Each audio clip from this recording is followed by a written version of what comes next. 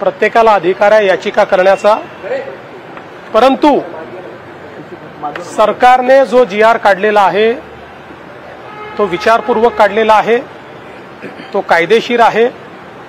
हा GR कुठेही OBC समाजावर अन्याय करत नाही।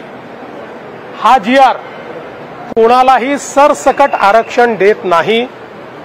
हा GR ज्यांच्याकडे पुरावा आहे, जे खरे पुराव्याने कुणबी आहेत, त्यांनाच सर्टिफिकेट मिळण्याकरता मदत करतो।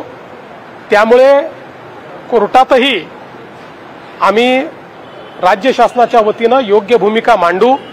मी पुन्हा एकदा ओबीसी समाजाच्या नेत्यांना सांगू इच्छितो, आपण GR नीट वाचा। कुठेही सरसकट कोणालाही आरक्षण दिलेलं नाही।